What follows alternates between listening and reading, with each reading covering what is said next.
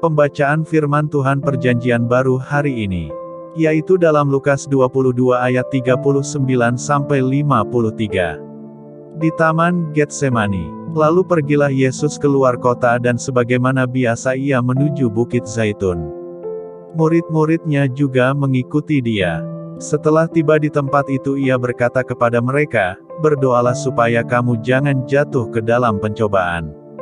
Kemudian ia menjauhkan diri dari mereka kira-kira sepelempar batu jaraknya, lalu ia berlutut dan berdoa, katanya, "Ya Bapakku, jikalau Engkau mau, ambillah cawan ini daripadaku, tetapi bukanlah kehendakku, melainkan kehendak-Mu-lah yang terjadi." Maka seorang malaikat dari langit menampakkan diri kepadanya untuk memberi kekuatan kepadanya. Ia sangat ketakutan dan makin bersungguh-sungguh berdoa. Peluhnya menjadi seperti titik-titik darah yang bertetesan ke tanah. Lalu ia bangkit dari doanya dan kembali kepada murid-muridnya, tetapi ia mendapati mereka sedang tidur karena duka cita. Katanya kepada mereka, "Mengapa kamu tidur? Bangunlah dan berdoalah, supaya kamu jangan jatuh ke dalam pencobaan." Yesus ditangkap. Waktu Yesus masih berbicara datanglah serombongan orang, sedang muridnya yang bernama Yudas, seorang dari ke-12 murid itu, berjalan di depan mereka. Yudas mendekati Yesus untuk menciumnya. Maka kata Yesus kepadanya, "Hai Yudas, engkau menyerahkan Anak Manusia dengan ciuman." Ketika mereka, yang bersama-sama dengan Yesus, melihat apa yang akan terjadi, berkatalah mereka, "Tuhan, mestikah kami menyerang mereka dengan pedang?" Dan seorang dari mereka menyerang hamba imam besar sehingga putus telinga kanannya. Tetapi Yesus berkata, "Sudahlah itu." Lalu ia menjamah telinga orang itu dan menyembuhkannya. Maka Yesus berkata kepada imam-imam kepala dan kepala-kepala pengawal bait Allah serta tua-tua yang datang untuk menangkap dia, katanya, "Sangkamu aku ini penyamun, maka kamu datang lengkap dengan pedang dan pentung. Padahal tiap-tiap hari aku ada di tengah-tengah kamu di dalam bait Allah, dan kamu tidak menangkap aku. Tetapi inilah saat kamu, dan inilah kuasa kegelapan itu." Demikianlah pembacaan firman Tuhan Perjanjian Baru hari ini. Pembacaan firman Tuhan Perjanjian Lama hari ini, yaitu dalam 2 Samuel pasal 23 dan 24. 2 Samuel 23 ayat 1-39. Perkataan Daud yang terakhir. Inilah perkataan Daud yang terakhir, tutur kata Daud bin Isai dan tutur kata orang yang diangkat tinggi, orang yang diurapi Allah Yakub, pemazmur yang disenangi di Israel. Roh Tuhan berbicara dengan perantaraanku, firman-Nya ada di lidahku. Allah Israel berfirman, Gunung batu Israel berkata kepadaku, apabila seorang memerintah manusia dengan adil, memerintah dengan takut akan Allah. Ia bersinar seperti fajar di waktu pagi, pagi yang tidak berawan, yang sesudah hujan membuat berkilauan rumput muda di tanah. Bukankah seperti itu keluargaku di hadapan Allah? Sebab ia menegakkan bagiku suatu perjanjian kekal, teratur dalam segala-galanya dan terjamin. Sebab segala keselamatanku dan segala kesukaanku bukankah Dia yang menumbuhkannya. Tetapi orang-orang yang dursila mereka semuanya seperti duri yang dihamburkan, sesungguhnya, mereka tidak terpegang oleh tangan. Tidak ada orang yang dapat mengusik mereka, kecuali dengan sebatang besi atau gagang tombak, dan dengan api mereka dibakar habis. Pahlawan-pahlawan Daud. Inilah nama para pahlawan yang mengiringi Daud: Ishbal, orang Hahmoni, kepala Triwira, ia mengayunkan tombaknya melawan 800 orang yang tertikam mati dalam satu pertempuran. Dan sesudah dia, Eleazar anak Dodo, anak seorang Ahohi, ia termasuk ketiga pahlawan itu. Ia ada bersama-sama Daud, ketika mereka mengolok-olok orang Filistin, yang telah berkumpul di sana untuk berperang, padahal orang-orang Israel telah mengundurkan diri. Tetapi ia bangkit dan membunuh demikian banyak orang Filistin sampai tangannya lesu dan tinggal melekat pada pedangnya. Tuhan memberikan pada hari itu kemenangan yang besar. Rakyat datang kembali mengikuti dia, hanya untuk merampas. Sesudah dia, Sama, anak Age, orang Harari. Ketika orang Filistin berkumpul di Lehi, di sana ada sebidang tanah ladang penuh kacang merah, dan tentara telah melarikan diri dari hadapan orang Filistin. Maka berdirilah ia di tengah-tengah ladang itu, ia dapat mempertahankannya dan memukul kala orang Filistin.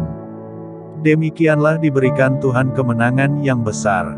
Sekali datanglah 3 orang dari ke-30 kepala mendapatkan Daud, menjelang musim menuai, dekat Gua Adulam, sedang sepasukan orang Filistin berkemah di lembah Refaim. Pada waktu itu Daud ada di dalam kubu gunung dan pasukan pendudukan orang Filistin pada waktu itu ada di Betlehem. Lalu timbullah keinginan pada Daud, dan ia berkata, sekiranya ada orang yang memberi aku minum air dari perigi Betlehem yang ada dekat pintu gerbang. Lalu ketiga pahlawan itu menerobos perkemahan orang Filistin, mereka menimba air dari perigi Betlehem yang ada dekat pintu gerbang, mengangkatnya dan membawanya kepada Daud. Tetapi Daud tidak mau meminumnya, melainkan mempersembahkannya sebagai korban curahan kepada Tuhan. Katanya, jauhlah daripadaku, ya Tuhan, untuk berbuat demikian. Bukankah ini darah orang-orang yang telah pergi dengan mempertaruhkan nyawanya? Dan tidak mau ia meminumnya. Itulah yang dilakukan ketiga pahlawan itu. Abisai, adik Yoab, anak Seruya, dialah kepala ke-30 orang itu. Dan dialah yang mengayunkan tombaknya melawan 300 orang yang mati ditikamnya, ia mendapat nama di antara ke-30 orang itu. Bukankah ia yang paling dihormati di antara ke-30 orang itu? Memang ia menjadi pemimpin mereka, tetapi ia tidak dapat menyamai Triwira itu. Selanjutnya Benaya bin Yoyada, anak seorang yang gagah perkasa, yang besar jasanya, yang berasal dari Kapsil, ia menewaskan kedua pahlawan besar dari Moab. Juga pernah ia turun ke dalam lobang dan membunuh seekor singa pada suatu hari bersalju. Pula ia membunuh seorang Mesir, seorang yang tinggi perawakannya, di tangan orang Mesir itu ada tombak, tetapi ia mendatanginya dengan tongkat, merampas tombak itu dari tangan orang Mesir itu, lalu membunuh orang itu dengan tombaknya sendiri. Itulah yang diperbuat Benaya bin Yoyada, ia mendapat nama di antara ke-30 pahlawan itu. Di antara ke-30 orang itu ia paling dihormati, tetapi ia tidak dapat menyamai Triwira. Dan Daud mengangkat dia mengepalai pengawalnya. Asael, saudara Yoab, ada di antara ke-30 orang itu, selanjutnya Elhanan bin Dodo, dari Betlehem. Sama, orang Harod, Elika, orang Harod. Heles, orang Palti, Ira anak Ikesh orang Tekoa. Abizar, orang Anatot, Mebunai, orang Husa. Zalmon, orang Ahohi, Maharai, orang Netofa. Heleb anak Baana orang Netofa, Itai bin Ribai, dari Gibea orang Benyamin. Benaya, orang Piraton, Hidai dari lembah-lembah Gaas. Abialbon, orang Bet Araba, Asmawet, orang Bahurim. Elyahba, orang Salbon, Yashen, orang Guni, Yonatan. Anak sama orang Harari, Ahiam bin Sarar, orang Harari. Elifelet anak Ahasbai orang Maha, Eliam anak Ahitofel orang Gilo. Hezrai, orang Karmel Paerai, orang Arbi. Igal bin Natan, dari Zoba, Bani, orang Gad. Zelek, orang Amon, Naharai, orang Birot, pembawa senjata Yoab anak Zeruya. Ira, orang Yetri, Gareb, orang Yetri. Uria, orang Het, semuanya 37 orang. 2 Samuel 24 ayat 1-25. Pendaftaran dan hukuman. Bangkitlah pula murka Tuhan terhadap orang Israel, ia menghasut Daud melawan mereka. Firman-Nya, pergilah, hitunglah orang Israel dan orang Yehuda. Lalu berkatalah raja kepada Yoab dan para panglima tentara yang bersama-sama dengan dia, jelajahilah segenap suku Israel dari Dan sampai Bersyeba, adakanlah pendaftaran di antara rakyat, supaya aku tahu jumlah mereka.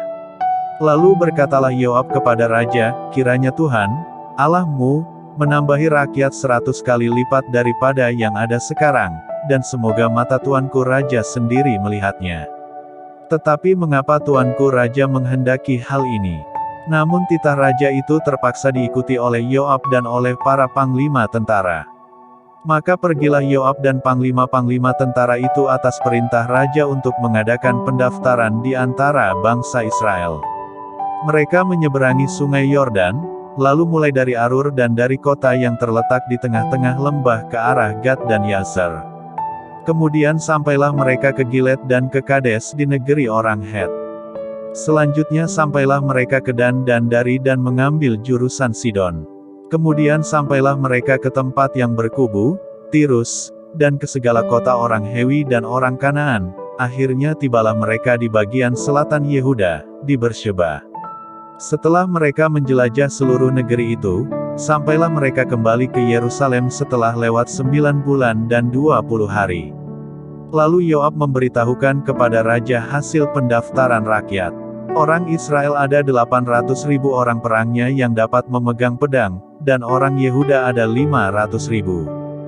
Tetapi berdebar-debarlah hati Daud, setelah ia menghitung rakyat, lalu berkatalah Daud kepada Tuhan, "Aku telah sangat berdosa karena melakukan hal ini, maka sekarang, Tuhan, jauhkanlah kiranya kesalahan hamba-Mu, sebab perbuatanku itu sangat bodoh." Setelah Daud bangun daripada waktu pagi, datanglah firman Tuhan kepada Nabi Gad, pelihat Daud, demikian. "Pergilah, katakanlah kepada Daud, beginilah firman Tuhan, 3 perkara kuhadapkan kepadamu, pilihlah salah satu daripadanya, maka aku akan melakukannya kepadamu." Kemudian datanglah Gad kepada Daud, memberitahukan kepadanya dengan berkata kepadanya, "Akan datangkah menimpa engkau 3 tahun kelaparan di negerimu? Atau maukah engkau melarikan diri 3 bulan lamanya dari hadapan lawanmu, sedang mereka itu mengejar engkau? Atau, akan adakah 3 hari penyakit sampar di negerimu? Maka sekarang, pikirkanlah dan timbanglah, jawab apa yang harus kusampaikan kepada yang mengutus aku." Lalu berkatalah Daud kepada Gad, "Sangat susah hatiku, biarlah kiranya kita jatuh ke dalam tangan Tuhan, sebab besar kasih sayangnya, tetapi janganlah aku jatuh ke dalam tangan manusia." Jadi Tuhan mendatangkan penyakit sampar kepada orang Israel dari pagi hari sampai waktu yang ditetapkan, maka matilah dari antara bangsa itu, dari Dan sampai Bersheba, 70.000 orang. Ketika malaikat mengacungkan tangannya ke Yerusalem untuk memusnahkannya, maka menyesallah Tuhan karena malapetaka itu. Lalu ia berfirman kepada malaikat yang mendatangkan kemusnahan kepada bangsa itu, "Cukup. Turunkanlah sekarang tanganmu itu." Pada waktu itu malaikat Tuhan itu ada dekat tempat pengirikan Arauna, orang Yebus.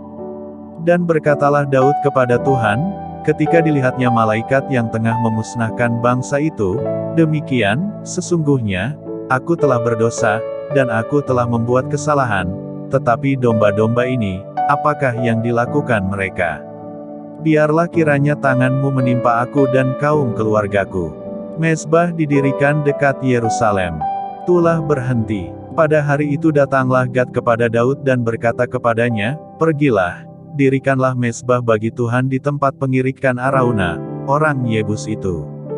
Lalu pergilah Daud, sesuai dengan perkataan Gad, seperti yang diperintahkan Tuhan. Ketika Arauna menjenguk dan melihat raja dengan pegawai-pegawainya mendapatkannya, pergilah Arauna keluar, lalu sujud kepada raja dengan mukanya ke tanah. Bertanyalah Arauna, "Mengapa tuanku raja datang kepada hambanya ini?" Jawab Daud, "Untuk membeli tempat pengirikan ini daripadamu dengan maksud mendirikan mezbah bagi Tuhan, supaya tulah ini berhenti menimpa rakyat."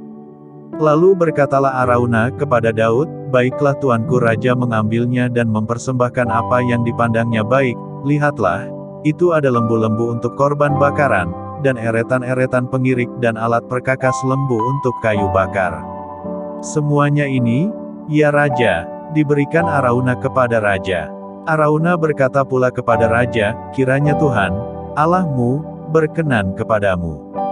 Tetapi berkatalah raja kepada Arauna, "Bukan begitu, melainkan aku mau membelinya daripadamu dengan membayar harganya, sebab aku tidak mau mempersembahkan kepada Tuhan, Allahku, korban bakaran dengan tidak membayar apa-apa." Sesudah itu Daud membeli tempat pengirikan dan lembu-lembu itu dengan harga 50 shikal perak. Lalu Daud mendirikan di sana mezbah bagi Tuhan dan mempersembahkan korban bakaran dan korban keselamatan. Maka Tuhan mengabulkan doa untuk negeri itu, dan tulah itu berhenti menimpa orang Israel. Demikianlah pembacaan firman Tuhan hari ini. Tuhan Yesus memberkati.